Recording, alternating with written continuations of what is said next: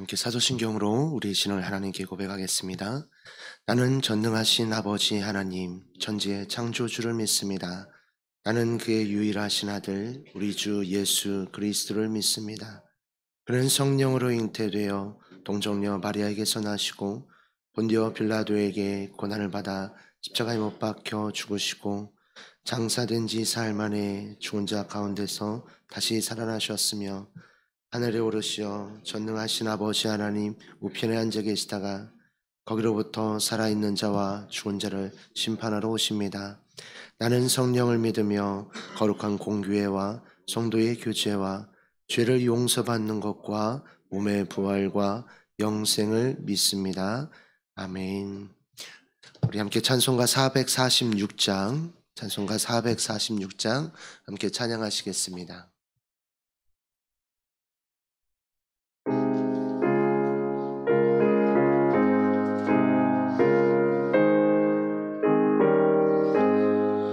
주 음성 외에는 참 기쁨 없도다. 날 사랑하신 주 늘 계시옵소서. 기쁘고 기쁘도다. 항상 기쁘도다. 나 주께 왔사오니 복 주옵소서. 나 주께 왔으니 기쁨 주시옵소서. 주 함께 계시면 긴 시험이기네.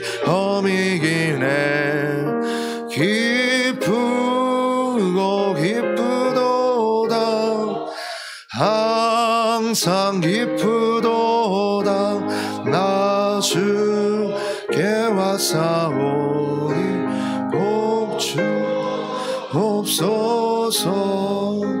주 떠나가시면 내 생명 헛되네.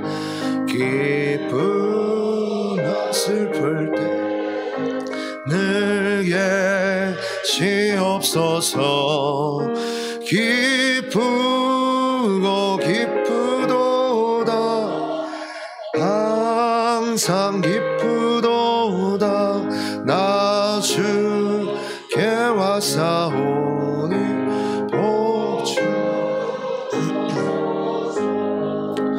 그 귀한 언약을 이루어 주시고 주명 따를 때 늘 계시옵소서.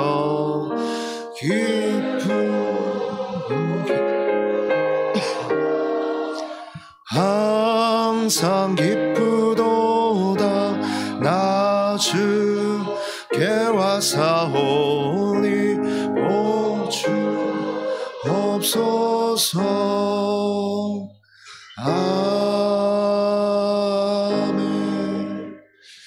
오늘 우리에게 주시는 하나님의 말씀은 사무엘상 17장 50절에서 58절까지 말씀입니다.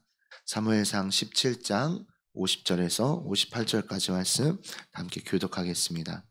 다윗이 이같이 물매와 돌로 블레셋 사람을 이기고 그를 쳐서 죽였으나 자기 손에는 칼이 없었더라. 다윗이 달려가서 블레셋 사람을 잡고 그의 칼을 그 칼 집에서 빼내어 그 칼로 그를 죽이고 그의 머리를 베니 블레셋 사람들이 자기 용사의 죽음을 보고 도망하는지라. 이스라엘과 유다 사람들이 일어나서 소리 지르며 블레셋 사람들을 쫓아 가이와 에그론 성문까지 이르렀고 블레셋 사람들의 부상자들은 사하라 가는 길에서부터 가드와 에그론까지 엎드러졌더라.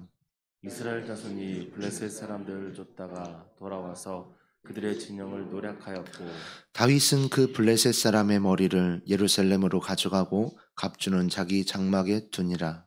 사울은 다윗이 블레셋 사람을 향하여 나아감을 보고 군 사령관 아브넬에게 묻되 아브넬아, 이 소년이 누구의 아들이냐? 아브넬이 이르되 왕이여, 왕이 사심으로 맹세하옵나니 내가 알지 못하나이다 하매 왕이 이르되 너는 이 청년이 누구의 아들인가 물어보라 하였더니 다윗이 그 블레셋 사람을 죽이고 돌아올 때에 그 블레셋 사람의 머리가 그의 손에 있는 채 아브넬이 그를 사울 앞으로 인도하니 함께 읽겠습니다. 사울이 그에게 묻되 소년이여 누구의 아들이냐 하니 다윗이 대답하되 나는 주의 종 베들레헴 사람 이새의 아들이니이다 하니라. 아멘. 기도하겠습니다. 좋으신 아버지 하나님, 은혜를 감사합니다. 지난 간밤에도 저희들을 주의 품 안에서 편히 쉬게 해주시고 또 이 새벽에도 저희들을 주 앞에 불러주심을 감사합니다. 오늘도 저희들에게 새날 주시고 또 생명 주시고 건강 주셨는데 이 한 날도 주님과 더불어 동행하게 하시고 주를 기쁘시게 하는 한 날 되게 하여 주옵소서. 주님께 감사의 예물을 올려드립니다. 믿음으로 순종으로 감사함으로 드린 예물을 주님께서 기뻐 받으시며 약속하신 하늘의 복과 땅의 복으로 충만하게 채워 주옵소서. 주의 은혜로 종려 가정들을 형통케 해주시며 그 자녀들을 축복하여 주옵소서. 예수님의 이름으로 축복하며 기도하옵나이다. 아멘. 이 새벽에도 주의 은혜와 축복이 함께 하시기를 축원합니다. 이제 오늘 다윗이 이제 골리앗과 싸운 이제 마지막 장면의 이제 이야기입니다. 다윗과 골리앗 사건은 이제 믿지 않는 사람들도 알 만큼 유명한 사건이에요. 그래서 뭐 이제 신문 기사나 이럴 때도 보면은 뭐 다윗과 골리앗의 전쟁이다. 뭐 예를 들어서 지금 러시아와 우크라이나의 전쟁 같은 경우는 다윗과 골리앗 전쟁과 같다. 뭐 이렇게 이제 비유할 정도로 일반인들도 이제 이 이야기를 많이 알고 있습니다. 그러나 이제 이 사건이 갖고 있는 진짜의 내용을 그들은 알기보다는 그냥 다윗이 작은 사람이 골리앗을 이겼다 하는 이런 쪽으로 이 사건을 알고 있습니다. 그러나 이제 성경에서 말하고 있는 강조점은 이제 그것과는 훨씬 다릅니다. 이제 성경에서 일어나는 많은 사건들은 하나의 그릇입니다. 그 사건이라는 그릇 속에 하나님은 하나님의 마음을 담고 있습니다. 그래서 우리가 성경의 그 스토리를 우리 아이들에게 이제 가르쳐 주는 것은 어렸을 때는 그 의미를 몰라요. 그냥 이야기만 아는 거예요. 성경에 여러 가지 많은 이야기를 아는 것이고 나중에 그 이야기 속에 담겨져 있는 하나님의 마음, 하나님의 뜻, 그것을 아이들이 배우는 것입니다. 그리고 이제 한 걸음 더 나아가서 그 이야기 속에 담겨져 있는 하나님의 지혜, 이런 것들을 이제 배우게 되는 것이죠. 이제 우리 편에서 봤을 때는 그 사건이라는 것은 그 사건 속에서 우리의 마음을 담아서 하나님께 드리는 것입니다. 그러니까는 아브라함은 아들 이삭을 바치는 그 사건 속에서 하나님을 경외하는 마음을 드린 거예요. 그래서 하나님은 이삭을 요구한 것이 아니라 아브라함의 마음을 요구한 것이죠. 근데 그 아브라함의 마음이 그 이삭을 바치는 그 사건 속에 담겨져서 하나님께 드린 것입니다. 이 다윗과 골리앗 사건을 여러분들이 그렇게 보셔야 합니다. 이 다윗과 골리앗 사건 속에 담겨져 있는 하나님의 마음, 그리고 이 다윗과 골리앗 사건 속에 담겨져 있는 다윗의 마음이에요. 하나님은 다윗의 이새의 여러 아들이 있었는데 그 아들 중에서 하나님 마음에 합한 사람이 다윗이어서 기름을 부었습니다. 그 이유가 뭐냐면은 나 여호와는 외모를 보지 않고 중심을 본다. 그러면 그 중심에 뭐가 들었을까? 다윗의 중심에 뭐가 들었을까? 그걸 보여주는 것이 이제 오늘 이 사울과 골리앗과 다윗의 이 싸움이에요. 이 골리앗과 이 다윗의 싸움 속에서 눈에 보이지 않는 다윗의 마음이 그 속에 담겨져 있는 것을 이제 우리가 볼 수 있습니다. 그러면은 그 속에 담겨져 있던 마음이 뭘까 하는 것이죠. 50절 말씀이 이제 이 전쟁을 요약해 주는 거예요. 사실 자연스럽게 읽으려고 그런다면은 이제 49절을 보세요. 49절 보시고 손을 주머니에 내 돌을 가지고 물매를 던져 블레셋 사람의 이마를 치매 돌이 그 이마에 박히니 땅에 엎드러지니라. 그리고 51절로 가보세요. 다윗이 달려가서 블레셋 사람을 밟고 그의 칼을 그 칼집에서 빼내어 그 칼로 그를 죽이고 그의 머리를 베니. 이렇게 흘러야 이야기가 재밌어요. 그리고 자연스럽게 흘러갑니다. 근데 이 50절은 이 이야기의 흐름을 깨는 거예요. 읽는 사람한테 이야기의 흐름을 깨고 불쑥 50절이 들어옵니다. 다윗이 이같이 물매와 돌로 블레셋 사람을 이기고 그를 쳐 죽였으나 자기 손에는 칼이 없었더라 있습니다. 이 이야기는 이야기의 흐름을 이제 살짝 깨면서 이 사무엘상을 기록한 사람이 강조한 거예요. 50절을 넣어서 이 사건 속에서 다윗이 골리앗과 싸웠는데 칼이 없었다는 거예요. 이걸 강조한 것입니다. 이제 다윗이 골리앗과 싸우러 나갈 때 그런 말을 했죠. 너는 칼과 창과 단창을 가지고 나오니와 나는 만군의 여호와의 이름으로 간다. 다윗은 처음부터 골리앗과 싸울 때 칼로 싸울 마음이 없었던 거예요. 그래서 50절 끝부분에 그의 손에 칼이 없었다는 걸 강조하는 겁니다. 이것은 이제 우리에게 주는 의미가 굉장히 커요. 저와 여러분이 인생을 살아가다가 수많은 싸움이 있어요. 네, 기본적인 싸움은 부부 싸움이죠. 네. 근데 뭐 갖고 싸우세요? 네, 우리는 칼로 싸우려고. 남자들은 아내를 때리거나 힘으로 제압하거나, 치사한 남자는요 돈 벌어와서 돈을 갖고 아내를 조종을 해요. 돈을 안 줘요. 네, 아내는 집에서 살림을 시키고 돈을 안 줘요. 그럼 밥 먹을 때 밥값을 주고 먹든가. 네. 시큰 밥은 차려 먹으라 그러고 내가 버는 돈으로 밥을 이러네. 정말 치사하고 더러운 남자들이 많아요. 세상에 보니까 좀 그렇습니다. 이 설교 시간에 그런 얘기를 다 하기가 좀 그렇고 하여튼 맞나요. 근데 그런 사람들은 다 자기 칼로 싸우는 거예요. 그러니까 나이가 들어서 푸대접 받는 거예요. 돈도 못 벌고 힘 빠지고 존경을 못 받는 거예요. 남자들이 그래가지고 집에서 쫓겨나는 거예요. 존경 못 받는 거예요. 왜냐면 자기 칼로 싸우려고 했는데 어느 날 그 칼이 약해진 거예요. 칼로 싸우는 부부들이 참 많아요. 칼로 싸우는 부부들. 세상에 나가서도 마찬가지입니다. 우리가 세상에 나가서도 수많은 싸움이 있어요. 직장에서 우리의 삶에서 겪고 있는 수많은 싸움이 있는데 무엇으로 여러분 싸우세요? 뭘로 여러분 싸우십니까? 자꾸 자기의 칼로 싸우려고 해요. 부모와 자녀 사이에 갈등이 있습니다. 뭘로 싸우십니까? 부모들이 이놈 아빠가 벌어온 돈으로 아빠가 공부시키고 아빠가 네가 내 말 들어야지. 애들이 그 밑에서는 수그리는 것 같은데 좀 머리 커지고 지가 돈 벌기 시작하면요 아버지 무시하는 거예요. 왜요? 아버지가 자기 칼로 싸웠으니까 아들도 자기 칼이 생기는 순간 아버지와 싸우는 거예요. 이 사건은 우리에게 주는 의미가 굉장히 큰 거예요. 우리가 인생을 살아가면서 수많은 사건들을 경험하게 되는데 그 사건을 뭘로 싸우느냐. 다윗은 칼로 싸우지 않았습니다. 그 대표적인 사건 중에 하나가 뭐예요? 사울을 죽일 기회가 있었는데 안 죽였어요. 칼로 싸웠으면 죽여야 맞습니다. 그래서 심지어는 신하가 말했습니다. 임금님 좀 마음이 꺼내직하면 절 시키세요. 내가 죽일게요. 말만 하세요. 오늘 죽이겠습니다. 다윗은 칼로 싸우지 않았어요. 칼로 싸웠다면 사울을 죽였습니다. 다윗은 칼로 싸우지 않았습니다. 그가 항상 그의 마음에 있는 것은 만군의 여호와의 이름으로 싸운 거예요. 만군의 여호와의 이름으로 싸웠기 때문에 그가 자기 손으로 사울을 죽일 수 있는 기회가 있었지만 안 죽인 거예요. 왜요? 하나님의 힘이 아닌 거예요. 하나님이 원하시는 게.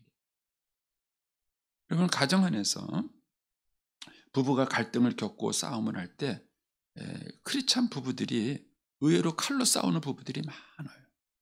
자기 칼로 싸우는 부부들이 많습니다. 그것은 세상의 양육강식 이론과 다를 게 없어요. 우리가 하나님을 믿는다고 말하지만은 진화론적 사고주의를 가진 사람들처럼 그렇게 살아가는 거예요. 그런데 진정한 싸움은 뭐냐? 그것은 만군의 여호와의 이름으로 싸움. 하나님의 이름으로 싸움, 하나님의 방법으로 싸우는 거예요. 남편에게 아내를 사랑을 했으니까 사랑해야죠. 이유가 어디 있습니까? 하나님이 하라 그러니까 한 거죠. 다윗도 마찬가지예요. 골리앗을 싸우러 가는데 무슨 이유가 있습니까? 네가 어떻게 하나님 이름을 모독하느냐? 다윗은 그걸 참을 수가 없었어요. 골리앗은 다윗을 보고 네가 나를 개 취급하고 막대기 들고 나왔냐 이렇게 말을 했지만 어떤 면에서는 그 말 속에는 역설적 의미가 있는 거예요. 다윗은 골리앗을 개 취급한 거예요. 왜? 네가 하나님을 우습게 알아? 네가 하나님을 그렇게 가볍게 봐? 다윗이 볼 때에는 골리앗이 큰 장군으로 보인 게 아니라 만군의 하나님을 우습게 보고 깔보는 개 같은 사람으로 본 거예요. 그러니까 우리가 인생을 살아가는 동안에 우리의 삶 속에 수많은 싸움들이 있는데 믿음이란 뭐냐? 신앙이라는 것은 뭐냐? 칼로 싸우지 않아. 자기 칼로 싸우지 않아. 자기 칼로 싸워서 이긴 사람은 반드시 승리의 어떤 축제를 가지려고 그래요. 왜? 내 힘으로 이겼다. 이렇게 생각해요. 내 능력으로 이겼다. 이렇게 생각해요. 그러나 하나님의 이름으로 싸우는 사람은 절대로 그렇지 않습니다. 그래서 우리의 싸움을, 우리의 인생을 이런 각도에서 본다면은 사실 모든 게 싸움이에요. 직장에서의 싸움이고, 인생에서의 싸움이고, 또 모든 싸움이에요. 근데 우리의 삶 속에 일어나는 이런 수많은 싸움과 전쟁들을 무엇을 이기느냐? 다윗은 칼로 이긴 사람이야. 그가 이제 이 뒤에 나오는 사건들을 계속 보세요. 이제 앞으로도 계속 보겠지만 다윗은 어떤 싸움을 하더라도 칼로 이긴. 딱 한 번 칼로 싸웠어요. 그게 누구냐면은 밧세바의 아내 우리아를 죽인 거예요. 그래서 하나님이 화가 난 거예요. 네가 나를 업신이 여겨? 이런 거예요. 네가 나를 업신이 여겨? 그래, 나도 너희를 업신여겠다. 다윗이 그걸 깨달은 거예요. 다윗은 자기 칼로 우리아를 죽인 거예요. 그러니까는 저와 여러분이 우리 아이들에게 어렸을 때부터 이거를 가르쳐야 되는데 우리 한국 교회, 한국 그 사회의 교육이 뭐냐면은 어렸을 때부터 칼을 가지는 교육을 시키고 자기 칼을 가지고 이기는 교육을 시킨 거예요. 이렇게 해서 큰 아이들이 세상의 폭력자가 되는 거예요. 왜? 내가 너를 죽이면서 뭐라 그러냐면 너는 칼이 없으니까 지는 거야. 이렇게 말을 하는 거예요. 나는 이 칼을 갖기 위해서 얼마나 많은 노력을 했는지 아느냐? 너도 안이 꽂고 들어오고 치사하면은 칼 가져. 이렇게 말을 하는 거예요. 이게 우리 시대가 가지고 있는 세상 윤리예요. 얼마나 세상이 중구난방입니까? 우리 사회가 얼마나 중구난방입니까? 이런 속에서 우리 아이들에게 싸움은 이제 하나님의 이름으로 칼로 싸우는 것이 아니다. 또 하나 이제 이 50절 말씀이 이제 보여주는 것은 뭐냐면은 다윗에게 있어서 이 싸움은 개인의 싸움이 아니었어요. 개인의 싸움이 아니라 공적 싸움이었어요. 다윗은 나가면서 뭐라 그랬냐면은 내가 만군의 여호와의 이름으로 내게 나간다. 이렇게 말을 하는 거예요. 그리고 하나님이 오늘 살아있음을 보여주겠다. 이거예요. 다윗은 하나님의 이름으로, 반면에 이 골리앗은 뭐예요? 자기 힘으로 나온 거예요. 자기의 등치와 능력과 힘을 가지고 나와봐라. 나랑 상대할 수 있는 나와봐라. 이렇게 말합니다. 이 골리앗에게 있어서 이 싸움은 완전히 개인적인 싸움이에요. 다윗에게 있어서 이 싸움은 공적 싸움이에요. 하나님 나라의 싸움인 거예요. 그러니까 누가 도와주겠어요? 하나님이 도와주시는. 하나님이 왜? 공적인 싸움을 합니다. 여러분 인생을 살아가면서 공적인 인생을 살아가는가, 그 다음에 여러분들 사적인 인생을 살아가는가. 저는 이제 목사가 되고 난 다음에 받은 축복이 그거예요. 이제 뭐 처음부터 알고 있었던 건 아니에요. 그런데 하다 보니까 목사라는 이 어떻게 보면 직업이 참 불편해요. 어떻게 보면은요. 가끔은 숨고 싶을 때도 있어요. 그런데 너무 아는 체를 많이 해. 좀 몰라줬으면 좋겠는데. 이동원 목사님이 그런 재미있는 얘기를 해요. 이동원 목사님 워낙 알려진 사람이잖아요. 그러니까는 그분은 세계적으로 알려진 사람이다 보니까 어디 가도 목사님을 알아보는 거예요. 늘 불편했대. 그래서 한 번은 여름 휴가를요, 한국 사람들이 잘 안 가는 아주 그 오지 섬 같은 데로 갔대요. 가가지고 한국 사람이 없어가지고 눈에 안 보이길래, 야 여기는 자기랑 아는 사람이 없다. 그래가지고 아내하고 둘이요 오랜만에 야한 수영복도 한번 입고, 그리고 이제 탁 엘리베이터를 탔대요. 탔는데 어떤 분이 이동원 목사님 아니세요? 이러더래. 그래서 그분이 아유 제발 좀 아는 척 하는. 여러분 이게 유명인이 된다는 게요, 이게 좋은 것도 있고 나쁜 것도 있어요. 연예인들의 소원이 뭐냐면은 일반인들처럼 마트 가는 게 소원이래요. 일반인처럼 마트 가서 이렇게 하고 주는데 뭐 그런 데 가면 난리가 나죠. 사람들이 사진 찍자 그러고 난리가 나니까 그렇잖아요. 목사는 뭐 그 정도 연예인은 아니래도 어쨌든 불편. 근데 이제 그런 삶을 살면서 늘 하게 된 게 뭐냐면은 내가 공인이다라는 의식을 갖게 된 거예요. 내가 공인이다. 사인이 아니라 공인이다. 어디 가서 이제 저 사람 왜 저래? 이러면은 괜찮은데요. 저 부여중학교 목사 아니야? 저 양반이 왜 저래? 이러면 이제 문제가 되는 거예요, 이게. 그러면 이제 어디 가서 말하거나 행동을 할 때 이게 개인적인 것인가? 공적인 것인가? 이랬을 때 저는 공적인 게 훨씬 더 많아요. 여러분 잘 모르시죠? 길거리를 걸어가도 저는 공인이에요. 이게 참 어떻게 보면은 불편하고요. 또 어떻게 보면은 긴장감이 있어요. 삶의 긴장감이 있어요. 그래서 가끔은 하느님한테 투정도 부려요. 하느님 뭐 알아서 하세요. 내 망신입니까? 하느님 망신이죠. 뭐지? 그러면서 이제 가끔 이제 하느님께 투정도 부리는데 이것은 삶을 공적으로 바라보는 시야를 저한테 줬어요. 그러면 다윗은 이 싸움을 개인으로 여기지 않았습니다. 골리앗과 싸우러 가면서 내 개인의 싸움이 아니라 이거는 하나님의 명예, 하나님의 영광이 달린 싸움으로. 여러분 신약 성경에서 뭐라 그랬냐면은 너희가 먹든지 마시든지 무엇을 하든지 다 하나님의 영광을 위해서 하라. 여러분 그렇게 하세요? 여러분 일할 때 이게 내가 하나님의 영광을 해. 내가 이거 잘못하면은 하나님이 욕먹는다. 이 생각 갖고 일을 하세요? 예수 믿는 사람 의외로 일을 성실하게 안 해요. 제가 이제 교회 건축하면서 진짜 언제도 말씀드렸죠. 제일 성령 없게 일하는 사람이 집사들이에요. 오히려 불신자들은요. 여기 하나님이 계신다. 여기 하나님이 성전에 계시는 예배당이다. 이런 말이 생각이 있어가지고요. 그 예배당을 굉장히 어렵게 짓는. 근데 오히려 믿는 사람들의 마음속에 그런 경외감이 없어요. 경외감이 없어요. 우리가 어떤 일을 대할 때 이게 하나님의 영광을 위한 하나님의 나라를 위한 전쟁이라고 생각하면은 하나님이 날 도우신다는 믿음을 가질 수 있어요. 그런데 이게 내 개인의 전쟁이고 내 개인의 삶이라 그러면은 내 개인의 사욕을 위해서 하나님을 끌어들이는 거예요. 하나님 내가 내 욕심을 채우기 위해서 하나님 이거 채워주세요. 기도의 동기도 불순할 뿐더러 그 사람이 그것을 통해서 성취하려는 목적도 불순한 거예요. 근데 만약 우리의 삶이 모든 것이 하나님의 영광을 위해서 하는 거라면 주님의 나라와 그의 영광을 위해서 하는 거라면 내 삶은 공적인 삶이에요. 하나님 나라의 공적인 삶. 그리고 하나님 나라의 공적인 삶을 살게 되면은 하나님이 책임져 주시는. 그래서 우리가 세상을 살아갈 때 어떤 시야로 살아가느냐는 건 대단히 우리 아이들에게 어렸을 때부터 이번에 이제 이강천 목사님이 오시면 그걸 잘 하실 거예요. 이강천 목사님 그분의 탁월한 이제 은사 중에 하나인데 사람을 비전의 사람으로 키우는 거예요. 사람이 어떤 비전을 가져. 근데 그 비전이라는 것이 개인의 욕심이 아니에요. 내 명예, 내 사리사욕을 채우기 위한 것이 아니라 하나님의 나라와 영광을 위한 세계적 비전을 갖게 하는 거예요. 그러니까 우리가 아이들한테 어렸을 때부터 무슨 꿈을 시키냐.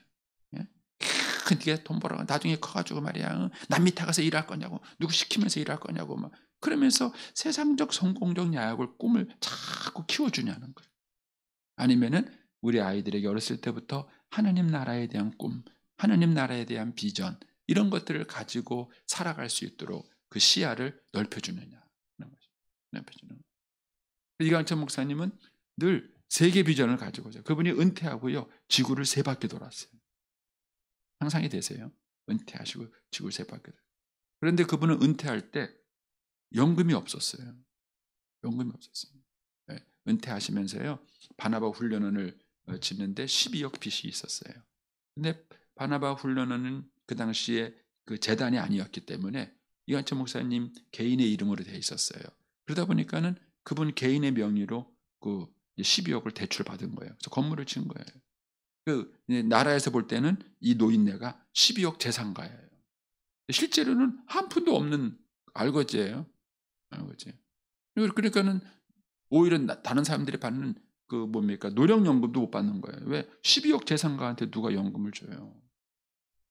그런 노인들. 근데도 마음속에는 세계를 품고 살았어요.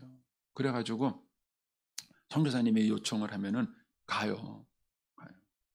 근데 은퇴하시고 지구를 3바퀴 돌았는데 그 돈을 하나님이 다 주셨어요. 공적인 일을 하니까, 하나님 나라 일을 하니까. 중요한 것은 우리의 시야를 넓히시는 거예요. 이 싸움을 어떻게 보느냐. 우리의 인생에서 일어나고 있는 수많은, 여러분의 부부싸움도 마찬가지예요. 부부싸움에서 여러분의 속을 풀어보니까 기분 좋으세요? 막 화가 나가지고 막 소리도 지르고 막 욕도 하고 막 멱살도 잡고 하니까 속이 시원하세요? 기분 좋으세요? 그런 싸움을 하는 게 아니에요. 세상을 살아가면서 우리가 그런 유치한 싸움을 하는 게 아니에요. 신자들은 그 마음속에 이게 하나님의 전쟁이다. 이게 하나님의 나라의 일이다. 이게 주님의 영광을 위한 것이다. 라는 이 시야가 있어야 돼요. 다윗은 그런 믿음이 있었고 그 시야를 있었기 때문에 결국 이 전쟁에서 칼 없이 이 전쟁을 이긴 것입니다. 그리고 난 다음에 51절 이하에 가면 어떻게 하죠? 다윗이 전쟁이 일어나고 나니까 이제 블레셋 사람이 구심점이 흐트러진 거예요. 그러니까 막 소위 말하는 자중질환이 일어난 거죠. 자기들 사이 막 중구난방. 그러니까 이제 오합지졸이죠. 이제 이스라엘 사람들이 와 하고 몰려가가지고 전쟁에서 승리한 얘기를 해주고 있습니다. 그 다음 이제 55절에 가면 사울과 이제 다윗이 만나는 장면 이야기가 나와요. 사울이 다윗이 블레셋 사람을 향해 나아감을 보고 군사령관 아브넬에게 묻되 아브넬아 이 소년이 누구의 아들이냐? 아브넬이 이르되 왕이요 왕의 사심으로 맹세하는 내가. 이게 말이 안 되는 얘기잖아요.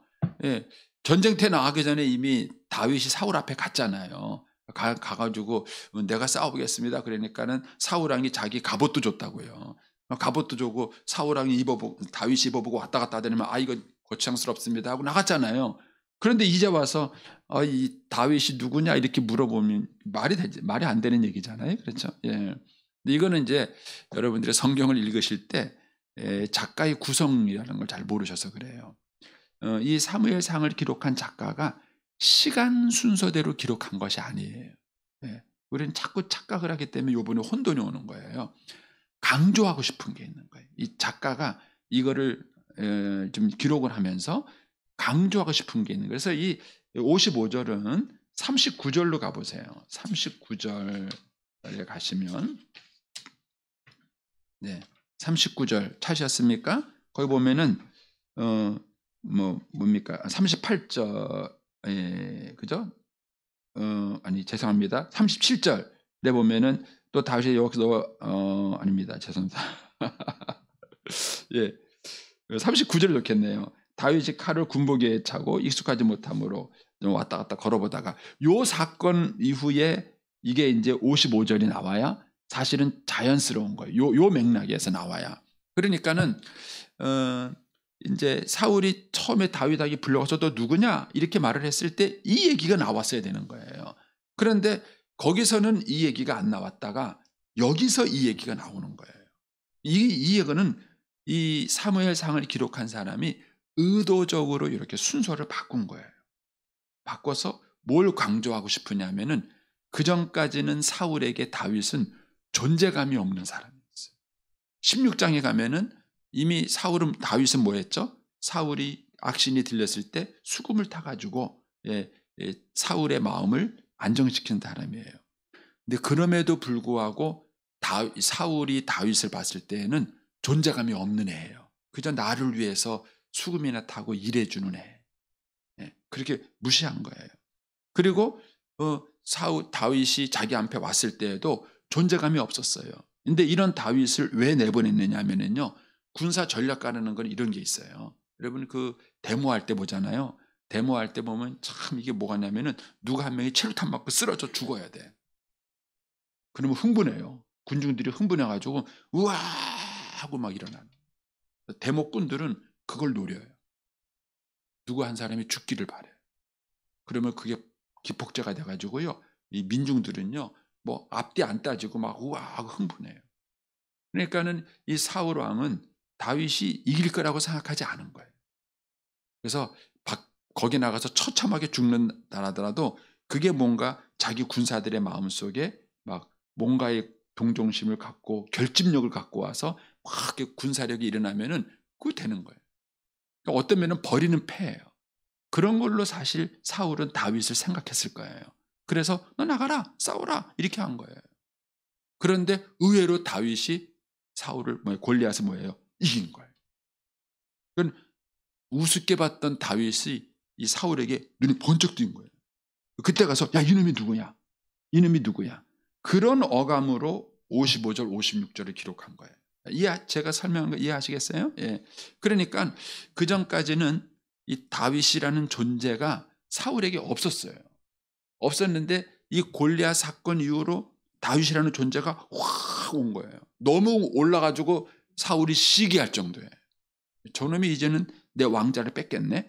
이렇게 시기할 정도로 다윗의 존재감이 확 올랐다는 거예요. 이 사무엘상을 기록한 저자, 그러니까 하나님께서 이 사건을 통해서 우리에게 보여주시는 마음은 뭐냐면요, 존재감은 하나님이 주시는. 사람들은 자신의 존재감을 나타내려고요 별짓을 다 합니다. 돈도 쓰고요, 큰 소리 쳐보고도요, 어디 가서 괜히 이런 말 맞나 모르겠는데 꼬장도 부려요.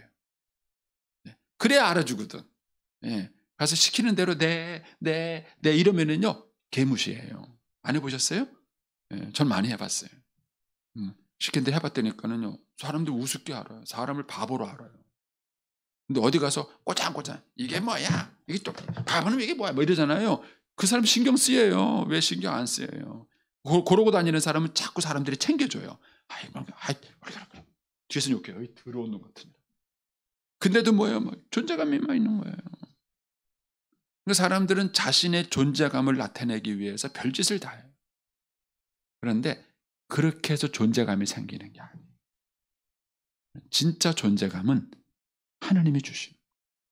이새의 8명의 아들이 있었는데 다윗은 존재감이 없었어요. 근데 하나님이 다 무시하고 다윗에게 기름 부은 거예요. 이런 생긴 거예요. 다윗이 그렇게 열심히 봉사하고 섬기는데도 사람들은 다윗을 이용해서 버리는 패로 쓴 거예요. 적당하게 쓰고 이는 적당하게 버려야 되겠다. 그런 거예요. 저와 여러분이 세상을 살다 보면은 그런 일을 겪어요. 여러분 버림당해보지 않으셨어요? 꼭 당해보시기를. 안 되겠지 이런 말 하면은. 저는 많이 버림당해봤어요. 사람들이 우습게 보고요 버려요. 저 별로 키 안 크잖아요. 잘생기지 않았잖아요. 사람들이 잘 버리더라고. 여러분 그런 것 갖고 싸우시면 안 돼요. 근데 사람들은 그럴 때 분한 거예요. 억울한 거예요. 그리고 내가 그렇게 되는 것에 화가 나는 거예요. 그래서 자기 존재감을 드러내려고 막 소리도 지르고 싸우기도 하고 엉뚱한 사건도 일으키고 하는 거예요. 그런다고 해서 그 사람의 존재감이 생기는 게 아니에요. 존재감은 누가 주시느냐? 하나님이 주시는 거예요. 다윗은 여기까지 오는 동안에 참 무시당해요. 존재감이 없어요. 그런데 이 골리앗 사건을 통해서 이 변방에 있고 사람들에게 몰랐던 이 다윗을 역사의 중심으로 하나님이 다 끌어당기는 거예요. 그래서 그를 훌륭한 존재감 있는 사람으로 만드신 거예요. 그래서 저와 여러분에게 이 믿음이 있으셔야 돼요. 이 믿음이 있어서 나이가 들어간다 그래서 이것들이 나 무시한다고 죄송합니다. 무시당하세요. 젊은 것들이 말이야 이 어른을 무시하고 알아보지 못하면은요 괜히 그런 것 때문에 자존심 상하지 마시고요. 그러려니 하고 하나님께 위로 받으세요. 하나님께 위로 받으세요. 그런데 하나님이 존재감을 높여줄 때가 와요. 하나님이 존재감을 높여주셔야 그게 진짜 존재감이 높여지는 거예요. 그리고 그 일을 통해서 영광을 받으시는. 남편하고 죽으라고 싸우지 마세요. 그깟 놈하고 싸워봤자 괜히 손만 더러워져요. 기다리세요. 기다리면 하나님이 존재감을 세워주세요. 하나님 존재감을 세워주세요. 싸움은 그렇게 하는 거예요. 오늘 이 다윗과 골리앗의 싸움은 하나님께서 그걸 보여주시는 거예요. 그걸 보여주셔서 우리의 인생을 살아가면서 수많은 그런 싸움이 있을 때 하나님께서 어떻게 우리를 사용하시고 어떻게 우리를 높이시고 어떻게 우리를 축복하시는가 하는 것들을 이 사건이 우리에게 보여주는 것입니다. 저와 여러분이 이 말씀을 잘 묵상하시고 오늘 한 날도 믿음으로 승리하시기를 축복합니다.